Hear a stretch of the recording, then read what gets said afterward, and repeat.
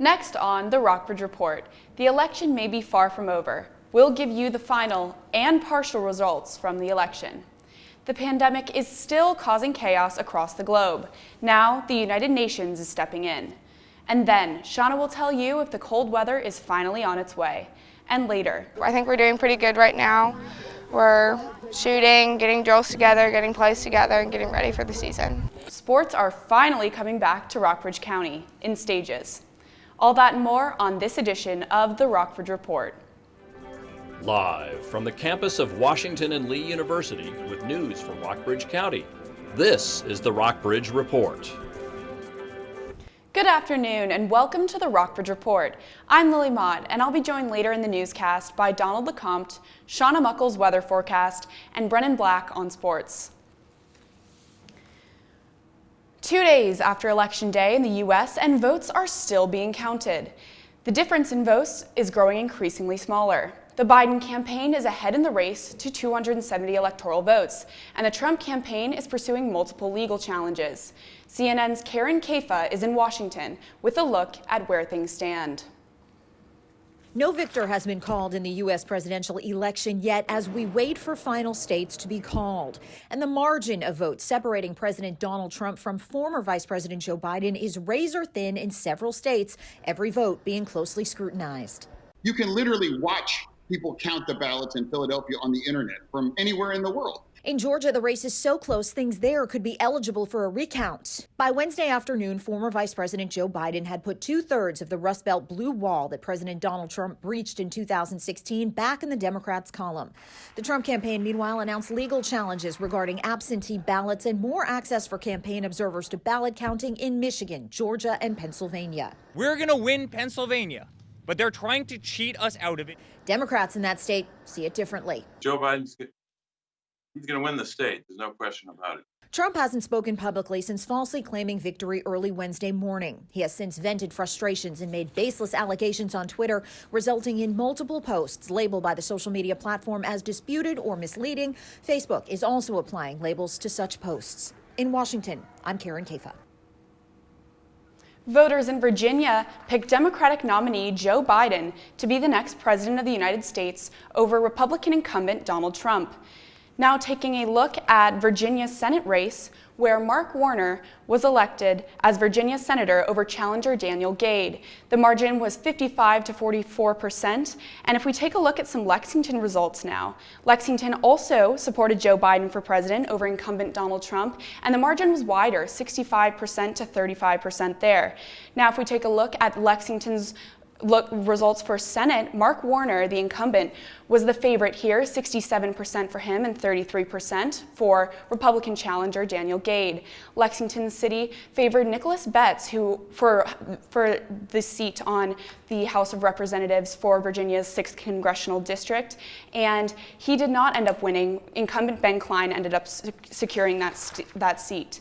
Now, if we take a look at the results for Buena Vista, they favored incumbent Donald Trump. 66% of that Buena Vista vote favored Donald Trump to 29% for Joe Biden. Now taking a look at the results for Senator in Rockbridge County. They supported Daniel Gade over the incumbent, Mark Warner, 63% for Daniel Gade and 37% for Mark Warner, who ended up winning that seat. Now if we take a look at the Buena Vista results for the representative that will fill that 6th congressional district seat, Ben Cline, the incumbent, won by a large margin, 75% over Democratic challenger Nicholas Betts. Now taking a look at the Lexington City Council race, this was less dramatic. All of these city council members ran unopposed, and Marilyn Alexander, Leslie Strawn, and Charles Alligood will fill those seats on Lexington City Council. And our last race to talk about, Mayor Frank Friedman also ran unopposed and will be mayor of Lexington for the next 4 years. Washington and Lee University held a panel on November 4th called What Happened Last Night? Politics expert Professor Bob Strong said that Republicans are within their rights to call for a recount in Wisconsin because they are within 1 percentage point of their opponents. Strong said, quote, "Everyone's geared up and ready to do a recount. I shouldn't think it would take a terribly long time." But he said it's likely that a recount would change the outcome of the Wisconsin results. Next on the Rockbridge Report, the U.S. just saw the highest daily case count since the beginning of the pandemic on Wednesday. We'll show you what's going on. We've got some beautiful weather for November here in Lexington today, and that trend should actually continue for the next few days. Stay tuned to the Rockbridge Report for this week's forecast. And later, breweries in California are banding together to help those affected by the wildfires. See what they're up to. Welcome back to the Rockbridge Report. I'm Donald LeCompte. The United Nations has voted to hold a summit on the COVID-19 pandemic on December 3rd and 4th. This is in response to the spread of the coronavirus around the globe and its, quote, unprecedented effects on societies, economies, jobs, global trade, and travel. The General Assembly voted 150-0 on Thursday on a resolution authorizing the meeting, with the United States, Israel, and Armenia abstaining. It will include pre-recorded speeches by world leaders and a presentation and discussion led by World Health Organization Chief Tedros Adhanom Ghebreyesus. The United States reports more than 102,000 new COVID-19 cases were confirmed on Wednesday. That's the first time the U.S. reached six figures, and it's the highest amount of cases the U.S. has seen in a single day since the virus broke out. John Lawrence reports. Despite President Donald Trump's repeated claim that the coronavirus would one day disappear, it hasn't yet. Make no mistake, this pandemic isn't over, not by a long shot. And it's not enough for us to just know more. We have to act differently. A report from the White House Coronavirus Task Force is warning states that there is a continued increase in cases, hospitalizations, and fatalities nationally, spreading southward from the coldest climates as the population moves indoors and cases increase exponentially. This is an absolute killer, and we have got to stay on our toes. We've got to wear a mask. I mean, how big a deal is this when it really, really gets right down to it? North Dakota has the highest number of cases per capita in the U.S., but most states are seeing an increase in cases, including Kansas. Wichita's two major hospitals, Ascension Via Christi and Wesley Medical Center, have 0 ICU beds available. And Illinois. Compared to just last week, every single one of our 11 regions has seen an increase in the average number of people going into the hospital every day with COVID-19. But some health experts say it's too late to develop a national testing strategy. I'm John Lawrence reporting.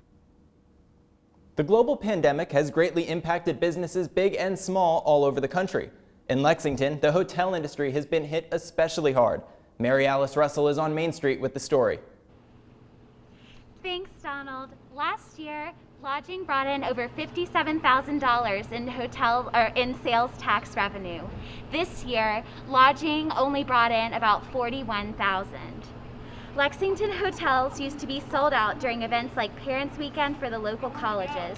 This year, none of those normal events occurred, leaving hotel rooms vacant.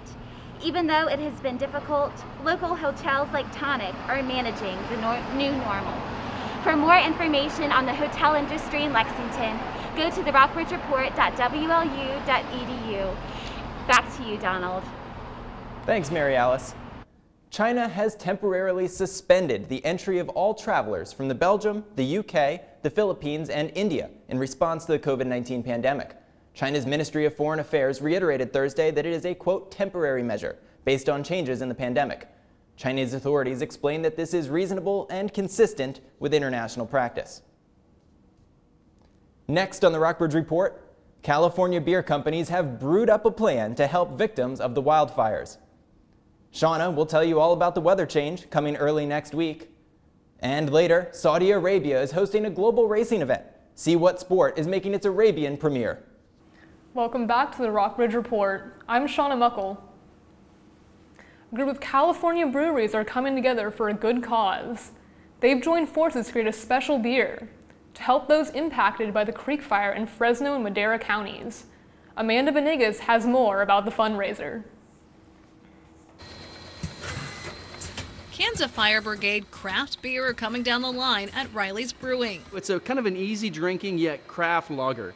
So we went ahead and put some Kveik yeast in it, so the average person won't know what that is, but beer snobs and craft guys are going to like, oh, that's cool. So we did do something a little bit crafty in it, but at the same time, it's still a good, easy drinker. Each can has a bigger purpose to help those impacted by the devastating creek fire, which is still burning. We got together with about 9 breweries total, and everybody's been here. Everybody chips in their grains, their hops, whatever we got to do. We all work together to come up with the exact recipe, so no one person is in charge of this. And then we went ahead and brewed it together as a collaboration, and then we're canning it with the labels on it. The 9 breweries are located from Oakhurst to Madera, Fresno, and down to Visalia.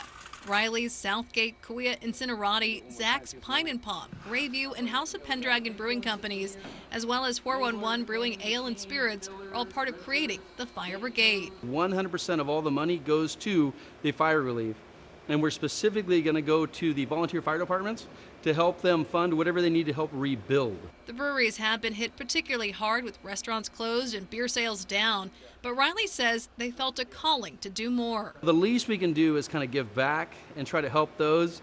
And again, the reason is because it is so hard, it is so bad out there, you got to do something, bring a little hope. Supporting heroes and those that are mountain strong. You can get your hands on a can of Fire Brigade in the coming weeks. It'll be available at Save Marts, and each can a symbol of local breweries coming together for a bigger cause. In Madera County, Amanda Venegas, ABC 30 Action News. Beautiful November day today. Just when we thought we'd seen the last of the fall weather, it looks like we have another beautiful day. The high right now is actually 70 degrees, obviously very high for November. The low was 43 degrees, big swing, but things warmed up pretty quickly as the day progressed. The barometric pressure right now is 30 and 32 inches of mercury. We still have a bit of wind, as we've had for the past few days, 6 miles per hour of wind right now, as well as not too much humidity, just 31% humidity, so a fairly dry day today. And as you can see from the radar, there's no chance of precipitation for the rest of tonight as we head into some pretty dry next few days. As for the rest of the region, pretty similar conditions throughout. Lexington, Lynchburg, and Charlottesville all 70 degrees and sunny. Buena Vista just 1 degree higher, 71 and sunny, and up in Stanton it's just a bit cooler, 68 degrees, but still sun in Stanton. Things look pretty similar over to the west in Covington, 68 degrees and sunny in Covington as well. And Roanoke again has plenty of sun, 71 degrees in Roanoke, and still very little cloud cover. And as for the next 5 days here in Lexington, it looks like we're going to see some pretty similar temperatures. On Friday there's a high of 73 degrees and a low of 43, a lot like today. Partly cloudy on Friday as well. On Saturday it's 74 degrees and 50 degrees at night, so it's getting a bit warmer at night. And that trend continues on Sunday, another dry day, high of 73 degrees and a low of 53 degrees. As you can see, the nights are getting warmer. Monday is our last dry day actually. It has a high of 72 degrees and a low of 58. Again, a little bit of a more balmy night actually. And then Tuesday is when the rain begins, and that rain will actually persist for the rest of next week. High of 73 on Tuesday and a low of 63 degrees, so still pretty mild temperatures even as the rain sets in. Overall, it looks like we're headed for a great weekend this week, so make sure to get out and enjoy the sun if you can. Now we're on to Brendan Black with sports. Next on the Rockbridge Report, the Houston Texans have gone virtual. See why. And later, after a rough election night, we have one adorable winner. All that and more next. Welcome back to the Rockbridge Report. I'm Brendan Black. Week 7 of the NFL is in the books. Let's take a look at the scores.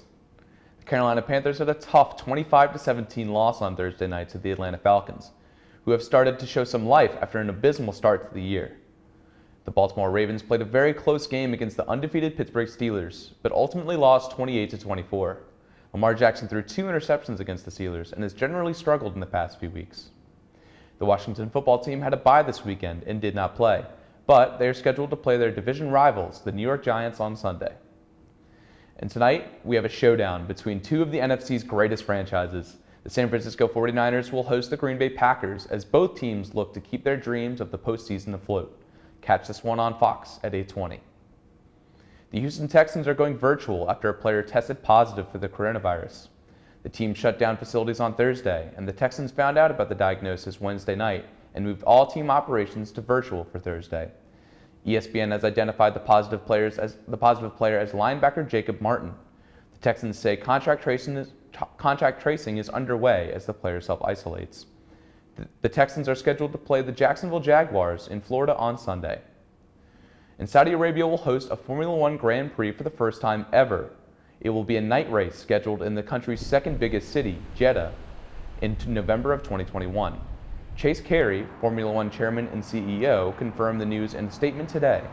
Saudi Arabia has welcomed a number of global sporting events in recent years, such as the Spanish Super Cup, the opening race of the Formula E Championship, and the heavyweight boxing rematch between Anthony Joshua and Andy Ruiz.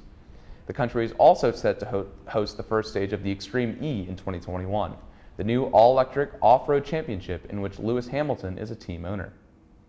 And I'll leave you with this last story. A mix of Rockbridge County high school teams are back to practice in preparation for delayed seasons. The first contest for winter sports will be in basketball on December 21st.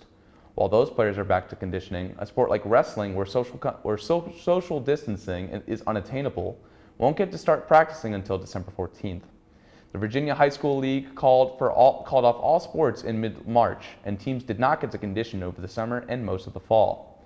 Coaches and athletes are adjusting to new precautions and are slowly warming up after so much time off. Zach England reports. Training is looking different for high school teams this year. To get back to practice, athletic departments have to submit a health plan to the VHSL. Precautions for RCHS teams include temperature and symptom checks, limited capacities, and more. Whatever sport is holding the workout, they're able to remove their mask while they're doing their activity. Coaches will have their mask on the whole time. We have to be spaced out 10 feet. Despite all the precautions, players are happy to be back. We're adjusting and we're working with the things that we have. I think we're doing pretty good right now. We're shooting, getting drills together, getting plays together, and getting ready for the season. The team played just one game before the season ended last spring.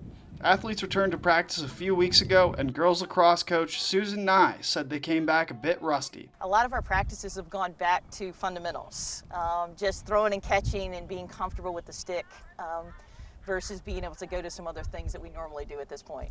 Nye and Gail had to change how they run drills. We're using equipment, so using more cones to keep them spread out. We're doing, like octagons and smaller hurdles and dodging poles. So otherwise they like to congregate. So that's been the biggest challenge, is they want to be social.